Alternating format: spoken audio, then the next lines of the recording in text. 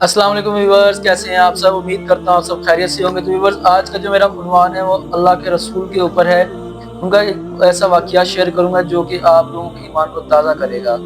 तो चलें वीडियो की शुरुआत करते हैं। अगर आप लोग हमारे चैनल पे नए हैं तो हमारे चैनल को सब्सक्राइब करें और बेल नोटिफिकेशन पर क्लिक कर दें ताकि आपको आने वाली न्यू वीडियोज़ की नोटिफिकेशन बाकायदगी से मिलते रहें। एक मरतबा हज़रत जिब्राइल अलैहिस्सलाम अल्लाह के रसूल के पास आए तो वो बड़े गमगीन थे। तो हज़रत जिब्राइल अलैहिस्सलाम से पूछा गया कि ए जिब्राइल, तुम इतने परेशान क्यों हो, क्या हुआ है, तुम आज बड़े गमज़दा लग रहे हो। तो उन्होंने जिब्राइल अलैहिस्सलाम ने अल्लाह के रसूल से कहा, या रसूलल्लाह, आज मुझे ना मैं जहन्नम का विज़िट करके आया हूँ, तो जिसकी वजह से मैं बड़ा गमज़दा हूँ। तो उन्होंने कहा, क्या विज़िट करके आए हो जहन्नम के, मुझे हालात व वाक़ियात तो बताओ, मुझे क्या है वहाँ के हालात व वाक़ियात।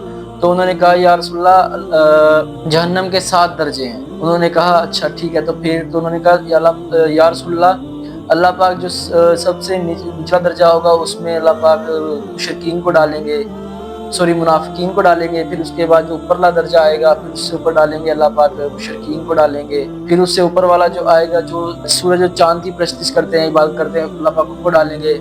फिर उससे जो ऊपरला होगा चौथा, तो फिर वहाँ पे अल्लाह पाक उनको डालेंगे जो इस आग की परस्तिश करते थे। फिर जो होगा उससे ऊपर वाला जो होगा, फिर उसमें अल्लाह पाक ये यहूदियों को डालेंगे। फिर जो दूसरा दर्जा होगा तो वहाँ पे अल्लाह पाक डालेंगे इनको ईसाइयों को डालेंगे। तो इसके बाद कहने के बाद अल्लाह जिब्राइल अलैहिस्सलाम खामोश हो गए और फिर गमज़दा हो गए। तो उन्होंने कहा, ए जिब्राइल, क्या बात है, फिर तुम चुप हो गए हो, जो पहला दर्जा है उसमें अल्लाह पाक किसको डालेंगे। तो उन्होंने कहा, या रसूलल्लाह, अल्लाह पाक उसमें आपकी उम्मत के गुनाहगार लोगों को डालेंगे, तो जिसकी वजह से मुझे गम सताया जा रहा है। तो जैसे अल्लाह के रसूल को ये बात पता लगती है तो अल्लाह के रसूल बड़े गमज़दा रहते हैं और फ़ौरन से वहाँ चले जाते हैं और अपने हुजरा मुबारक में चले जाते हैं। वहाँ पे जाके इबादत करने लग जाते हैं और रोने लग जाते हैं कि अल्लाह, मेरी उम्मत, मेरी उम्मत, मेरी उम्मत, मेरी उम्मत के गुनाहगार लोगों को बख्श दे। तो लगातार 3 दिन ऐसे ही करते हैं कि अल्लाह के रसूल मस्जिद में जाते, नमाज़ पढ़ते, नमाज़ पढ़ने के फ़ौरन बाद ही वहाँ अपने हुजरे मुबारक में आके बात करने लगे, तो अल्लाह से दुआएँ करने लग जाते रो रो के। तो वैसे आम रूटीन में होता था, अल्लाह के रसूल वहाँ बैठते थे, नमाज़ पढ़ने का थोड़ा-सा दर्स करते थे, सहाबा किराम से बैठते फिर जाते थे। मगर ये रूटीन चेंज हो गई थी।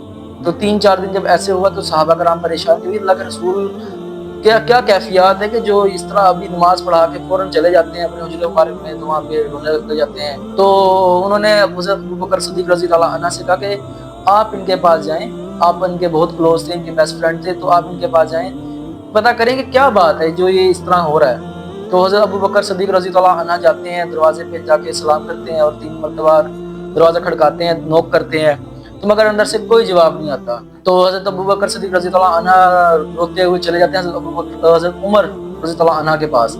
तो उनको ये हालात व वाक़ियात बताते हैं, तो हज़रत उमर भी आते हैं, वो भी अल्लाह के रसूल पे सलाम भेजते हैं। फिर सलाम करने के बाद दरवाज़ा नॉक करते 3 मरतबा, मगर कोई भी जवाब नहीं आता। फिर हज़रत उमर रज़ी अल्लाह अन्हु हज़रत सलमान फ़ारसी रज़ी अल्लाह अन्हु को बुलाते हैं, तो उनको कहते हैं कि भई आओ और पता करो कि क्या बात है। तो वो भी इसी तरह ही करते हैं, सलाम करते हैं, 3 मरतबा दरवाज़ा बजाते हैं, मगर कोई जवाब नहीं आता। फिर वो हज़रत सलमान फ़ारसी हज़रत अली रज़ी अल्लाह अन्हु के पास जाते हैं, उनको बताते हैं, तो हज़रत अली रज़ी अल्लाह अन्हु सोचते हैं कि भई जब इतनी बड़ी हस्तियाँ को ही जवाब नहीं मिला तो मैं तो किसी खातिर में नहीं आता, मुझे तो जवाब ही नहीं मिलेगा। तो वो कहते हैं कि भई मैं इनकी जो सबसे लाडली बेटी हज़रत फ़ातिमा रज़ी अल्लाह अन्हा, इनके पास जाता हूँ, इनको कहता हूँ तो इनकी ये दरख्वास्त रद्द नहीं करेंगे अल्लाह के रसूल। जैसे ही उनको जाके बताते हैं फ़ातिमा को, हज़रत फ़ातिमा आती हैं अल्लाह के रसूल के पास और दरवाज़े पे नॉक करती हैं, दरवाज़ा खटकाती हैं और सलाम भेजती हैं।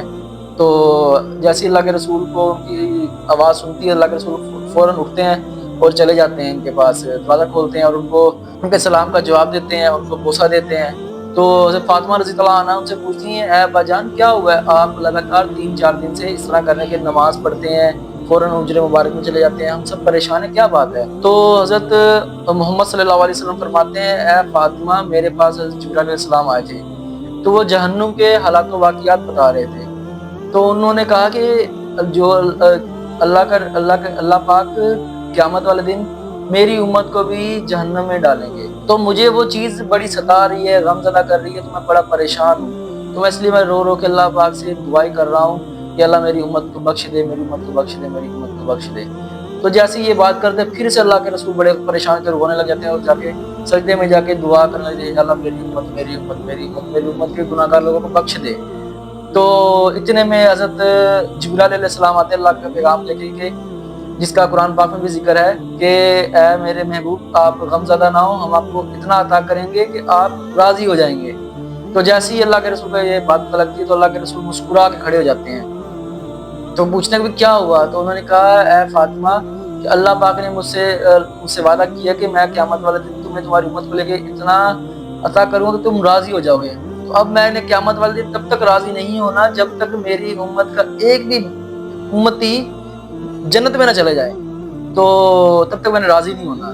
तो देखें बात ऐसी है कि अल्लाह के रसूल हमारे लिए कितने परेशान हैं और हमारे अमाल ऐसे हैं, हमारे अल्लाह पाक हमें बख्श दे, हम कितने खताकार हैं, गुनाहगार हैं कि हमें हमारे मामलात समझ से बाहर है हमारे। तो मगर देखिए हम गुनाह करते हैं, ठीक है, तो उस पर भी डटे होते हैं।